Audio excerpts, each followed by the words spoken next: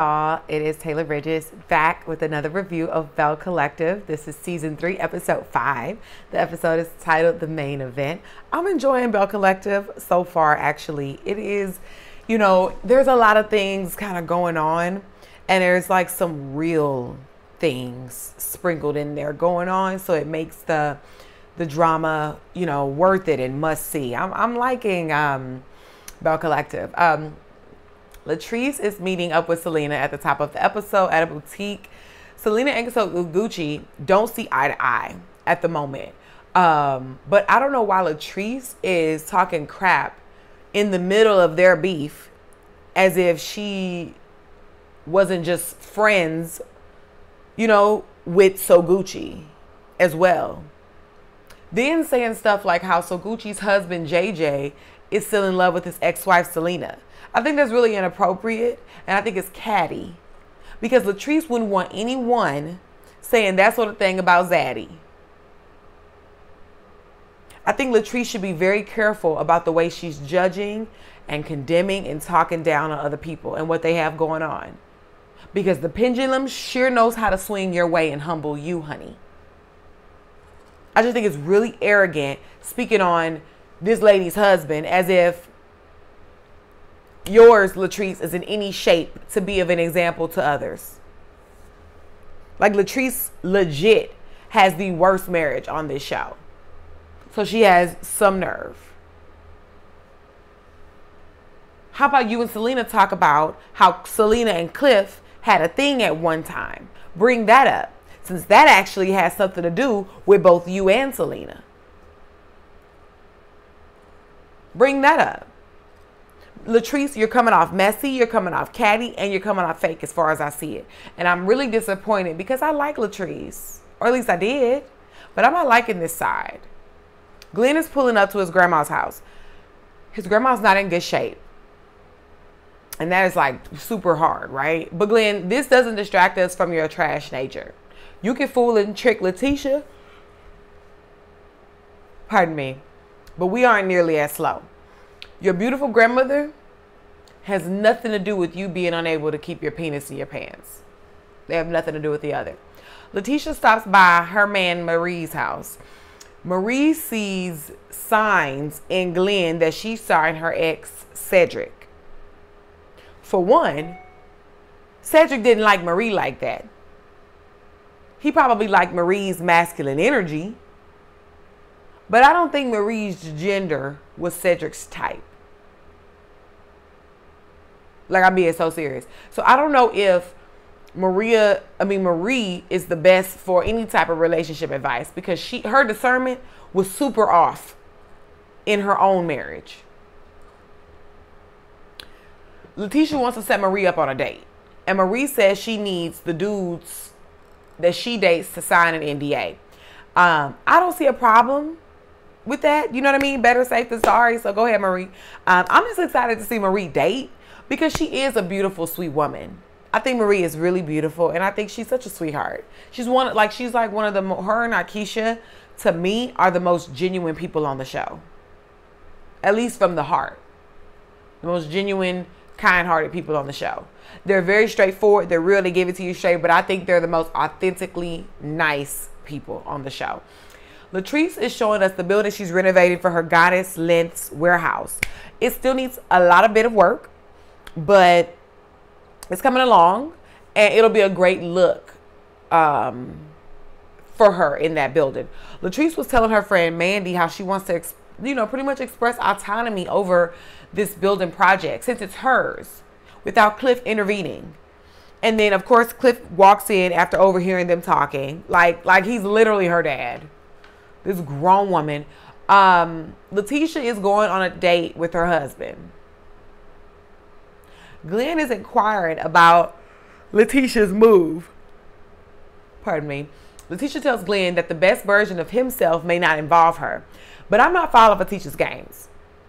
Letitia's not leaving Glenn. Like, I really have to see it to believe it. And I have to see it happen for like at least 2 seasons. I think Letitia is playing cat and mouse in order to get Glenn to act right. That's it. She's just trying to punish him for the time being. That's it.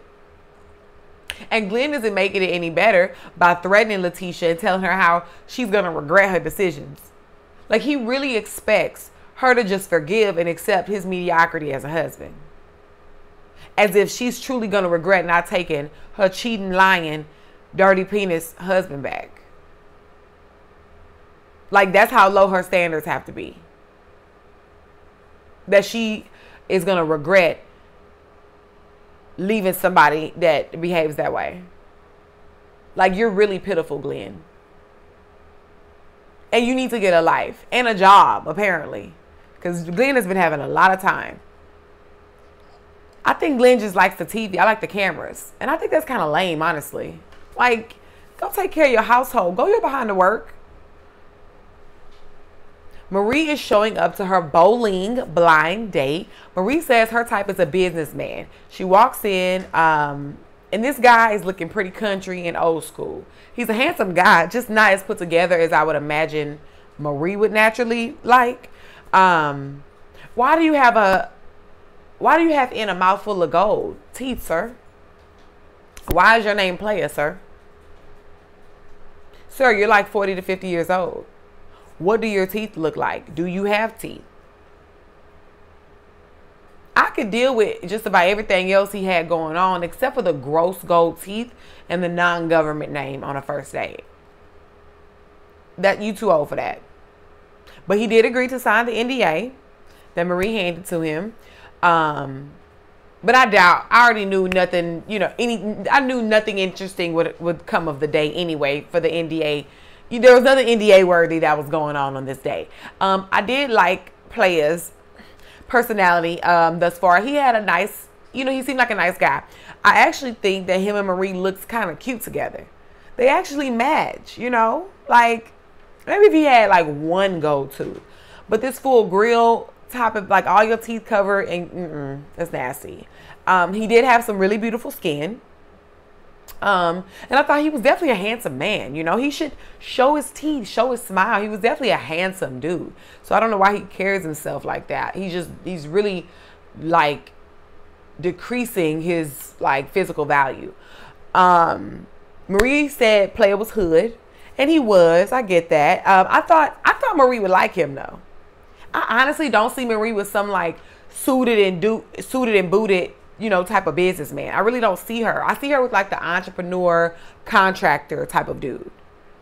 But I guess Marie is trying to try something different. So I'm not mad at it. We've made it to the day of Latrice's wig launch. Each model is wearing a wig named after the ladies on the Belle Collective cast. Some wigs are compliments to the ladies, and others are really shady. Latrice is just shady with everything that she does. Like, some of the shade with the wigs I did understand. Like the Hattie Mae wig for Akeisha. I didn't know Latrice had a problem with Akeisha.